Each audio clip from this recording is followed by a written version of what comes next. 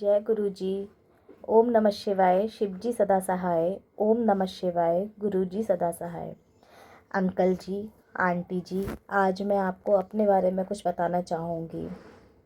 एक समय की बात है जब मैं मानसिक रूप से इतनी परेशान हो चुकी थी। जो मेरे अंकल जी हैं वो खुद मुझसे कहते थे कि तू डिप्रेशन में जा रही है, जाके अपना इलाज करा, परेशान हो रही है। उस समय अचानक ही गुरुजी का मेरे पास संदेश आया फ़ोन में टेलीपैथी के ज़रिए, और उन्होंने कहा कि तू चिंता ना कर, मैं तुझे अपने से जोड़ूंगा और मैं तेरे साथ बैठा हूँ। तभी मेरी नंद के यहाँ से फ़ोन आया कि भाभी हम सत्संग करा रहे हैं गुरुजी का, आप आएँ और उसे अटेंड करें। और मैं उनके घर सत्संग में गई। आंटी जी, आप विश्वास नहीं करोगे, जब मैं वहाँ सत्संग में बैठी तो मुझे नहीं पता कैसे मेरी आंखों से अपने आप आंसू आ रहे थे। हालांकि मैं ना गुरुजी को उस समय जानती थी, ना मैं उनके बारे में कभी सुना था। बस उनको देखते ही, उनके स्वरूप को देखते ही मैं अपने आप को रोक ही नहीं पाई। यहाँ तक कि जो वो उनकी मंडली आई थी सत्संग करने के लिए, मुझे रोता देखकर उनके साथ बैठी हुई एक आंटी जो थी, उनकी आंखों से भी आंसू आ गए। ऐसा लगा मानो जैसे गुरुजी कह रहे हैं कि तू घबरा ना, मैं तेरे साथ बैठा हूँ। ये 2024 दिसंबर की बात है और अब सितंबर 2025 चल रहा है। मैं आपको बता नहीं सकती कि उस दिन से आज तक शायद मेरे घर की परेशानी अभी नहीं दूर हुई हो। क्या पता अभी मेरे कर्म ही अच्छे नहीं आए, पर मेरे मन में एक आस आई कि नहीं, वो बैठे हैं ना, वो सब देख लेंगे। जब भी मेरा मन कभी विचलित होने लगा तो मुझे बस एक ही उम्मीद आई, गुरुजी आप हो ना, आप संभाल लेना। तभी मैंने जाके गुरुजी का स्वरूप अपने घर पे सोचा कैसे लाऊं, कैसे लाऊं।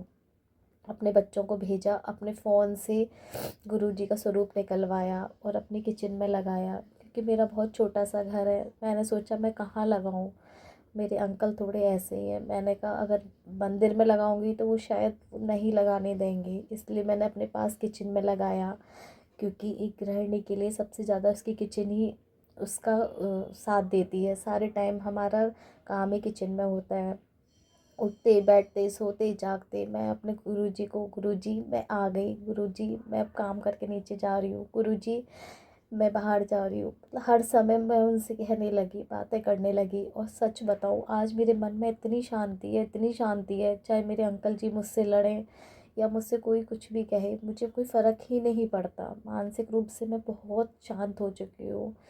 जो मुझे पागल कहते थे मेरे खुद के अंकल जी, आज वो भी कहते हैं कि नहीं, हाँ तो परेशान है, हाँ घर की थोड़ी सी परिस्थितियाँ हैं, पर कोई नहीं, मेरे गुरुजी बैठे हैं ना, वो भी संभाल लेंगे।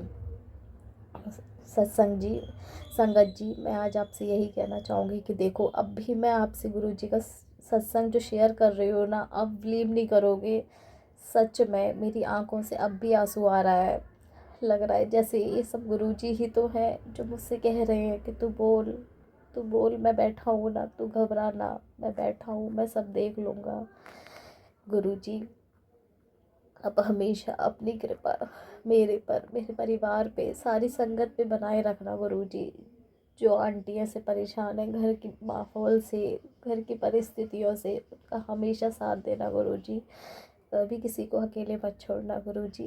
क्योंकि जब एक औरत टूटती है ना अंदर से, तो उसका विश्वास, उसका सब चूर हो जाता है, और उसे सुनने वाला ना मायके वाला होता है ना ससुराल वाला होता है। इसलिए गुरुजी, आप सबको एक पिता की तरह जाना और उनका हाथ थामना और उनका साथ देना।